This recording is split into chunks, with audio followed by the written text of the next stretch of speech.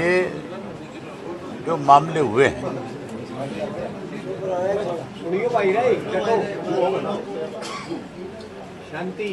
इसमें आप ये मान के चलो सरकार की नाकामी की वजह से हुए। जो एडिशनल डीजी ने एक ने सुसाइड किया था, वो पिछले 10 साल से गवर्नमेंट को कंप्लेंट दे रहा था कि मुझे प्रताड़ित किया जा रहा है। अलग अलग अधिकारियों के खिलाफ उसने कंप्लेंट दी।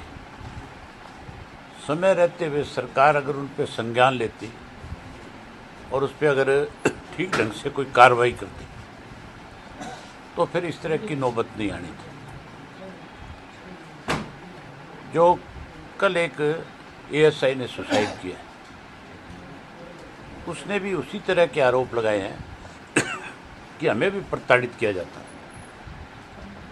अगर ईमानदार अफसरों को इस तरह से कोई प्रताड़ित करेगा और उनकी सुनवाई नहीं होगी तो फिर मान के चलो वो कोई ऐसा कदम जरूर उठाएंगे जिसकी वजह से उनकी बात को पूरा प्रदेश सुन सके, देश सुन सके। ये बहुत दुर्भाग्यपूर्ण है कि इस तरह के पढ़े लिखे लोगों को सुसाइड करना पड़ रहा है। सरकार को निष्पक्ष जांच करानी चाहिए दोनों मामलों में, और किसी सिटिंग जज की देखरेख में होनी चाहिए। सीबीआई से इसकी जांच और सिटिंग जज की देखरेख में हो, तब जाकर के कोई सारी बातें सामने आ सकती हैं।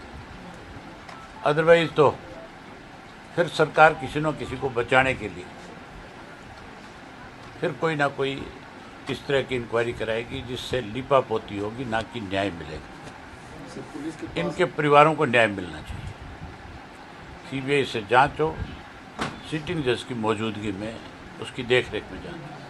पुलिस के पास आम आदमी न्याय के लिए जाता है, अगर पुलिस न्याय मांगेगी सुसाइड, मैं और क्या कह रहा हूँ, तो मैं आपको यही तो बता रहा हूँ कि ये सरकार का प्रेशर है, वो ख़त्म होना चाहिए। ये सरकार मिसयूज़ करती है अधिकारियों का भी और निचले लेवल पे जो काम करने वाले अफसर हैं उनका भी। सुरक्षा का जिम्मा पुलिस पर होता है। अगर पुलिस इस तरह रहेगा घटनाओं में तो आगे आम जनता को कैसे सुरक्षा?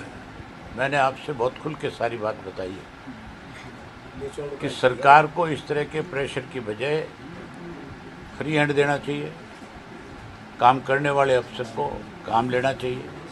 अगर कोई अधिकारी काम नहीं करता है तो फिर उस अधिकारी को सरकार को उसी तरह से उसकी पोस्टिंग रखनी चाहिए। सर, हरियाणा बीजेपी सरकार के तीसरे टर्म का 1 साल पूरा हो चुका है, तो कैसे देखते हैं? आपने देखा नहीं, 1 साल के अंदर कानून व्यवस्था की धज्जियां उड़ गई। भ्रष्टाचार चरम सीमा पे है। हर वर्ग के लोग दुखी हैं। मैं अभी आपके तोसाम में जा कर के आया हूँ। जब तोसाम से भिवानी आ रहा था और जब हिसार से तोसाम जा रहा था तो रास्ते में हजारों एकड़ ज़मीन के अंदर आज भी पानी खड़ा है। ज़मीन का जो पानी है वो और बारिश का पानी आपस में मिले हुए हैं। उस पानी की निकासी के लिए अब तक कोई प्रबंध नहीं है। अगर किसी संस्था ने प्रबंध किया है तो रामपाल महाराज की संस्था ने गांव के लोगों को पाइपें मुहैया कराई और मोटरें मुहैया कराई। उससे थोड़ी बहुत राहत मिली है।